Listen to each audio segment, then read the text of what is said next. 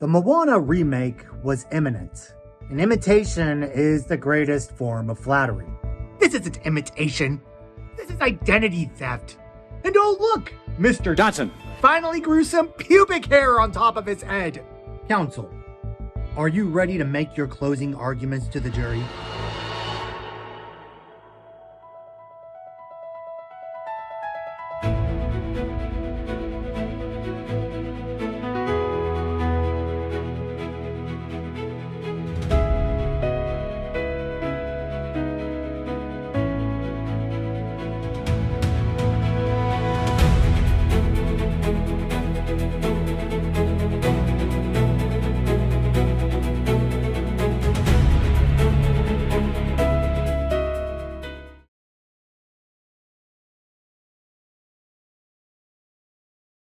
Ladies and gentlemen, who would secretly rather be here than at work, but you're pretending to pout about it anyway?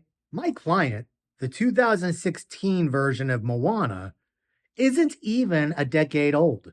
That's still considered a minor to non-politicians. And yet Disney is whoring this young film out in broad daylight. I have a box of Wheaties I opened the morning I saw Moana in theaters, and they haven't even gone stale yet. Now, I'm not completely against remakes. I understand that in some situations, a remake can be appropriate to introduce a story to a new generation, such as The Parent Trap with innocent Lindsay Lohan. That's actually a really good movie. Indeed it is, Your Honor. But rarely does a remake surpass the original in quality. Remember what it was like when we had to pass the butter over to Disney because they were constantly on a roll because their live action division was making such great movies? I challenge you, ladies and gentlemen, to come up with one live action Disney film that was theatrically released that's not a remake, a sequel, theme park ride, or spin-off that was released in the last 10 years. The BFG is a POS. A Wrinkle in Time. With Oprah Winfrey? Hell no. She should have just stuck with Ghost. That was Whoopi. Whoopsie. The Nutcracker in the Four Realms. I'd rather crack my own nuts, thank you very much. Togo. That was live action Balto. Doesn't count. Any others? Your Honor. This is what happens when you put in your 2 weeks notice. Disney has completely clocked out, and yet we're the ones still signing their checks. And we keep mailing money out to them by buying tickets to see these remakes. It is 91% fresh on Rotten Tomatoes. Yeah, let's talk about that. The audience score for this movie, ladies and gentlemen, is 91%. I find that very interesting. And yet even the bought out critics and the shills collectively gave this movie 34%. Now, you've got to assume that a large portion of that 34% are diehard loyalists who don't want to lose their backstage pass. Let's dive into some of those audience reviews together. Bond, 5 stars. Only complaints are that they changed a lot of dialogue. Huh. Well, that's funny, because everybody else seems to be saying it follows the animated movie to a T. Someone's lying! Who is it? Who is it? Who's lying? What's this? Uh-oh. Marcy only gave it 2.5 stars.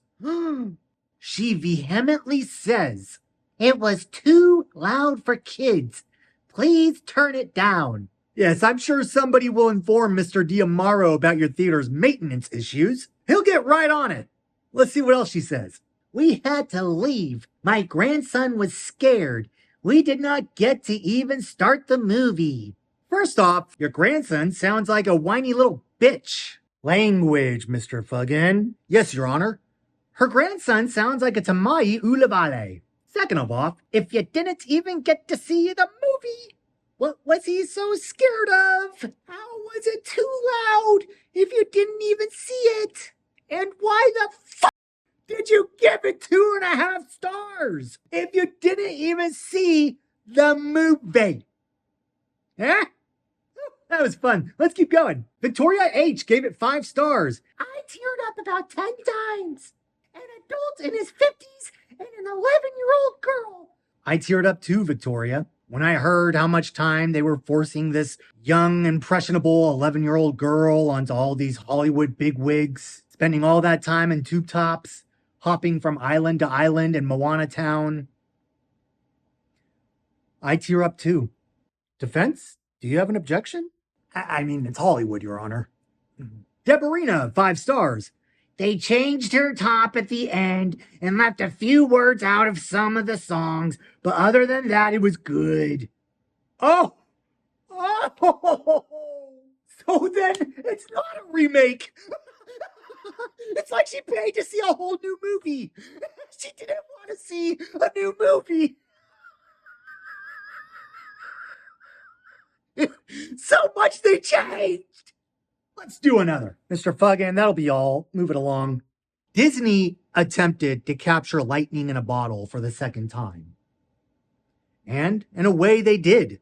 But only because this time around, all the loyalists and the fake accounts dumped the piss out of their bottle, drove it over to Tornado Alley in Arkansas, stuck a lightning rod in it, prayed to the spirit of Benjamin Franklin, flew a kite, and lightning struck the bottle. It was forced, ladies and gentlemen, just like I've been trying to force this movie out of my rectum.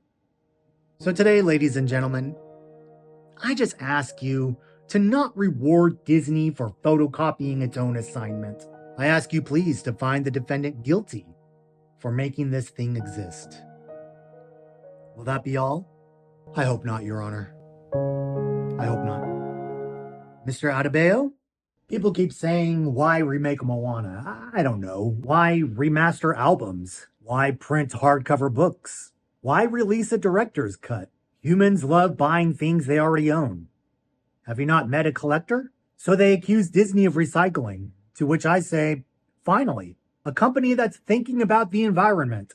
Seriously? That's what you're going with? Okay. Yeah, you're right. Scratch that off the record, please. That was stupid. They say this movie only exists because the original made money. Well, congratulations, you just discovered capitalism. They insist that the original is still perfect. Wonderful.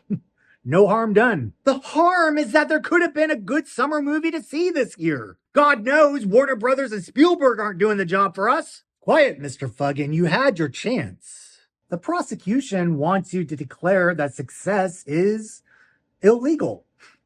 That beloved story should never be revisited. That technology should freeze. And that reinterpretation is somehow a crime. If that's true, then, well, maybe Shakespeare should have been locked up years ago. Don't punish my client for reminding people that the original one exists. Thank you, counselors. That will be all.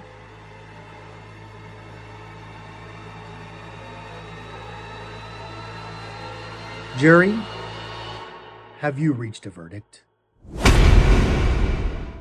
I'm obligated by YouTube tradition to ask that you like this video in order to boost my confidence so that I'll make more of these. And I'm also supposed to tell you to subscribe like I'm some sort of puppet master, but I trust you figured out by now what all the buttons do and when to press them, because you're a genius. You're so smart, in fact, that I hope you serve in the jury box the next time I'm apprehended for dancing the Cupid Shuffle in our nation's capital without a permit.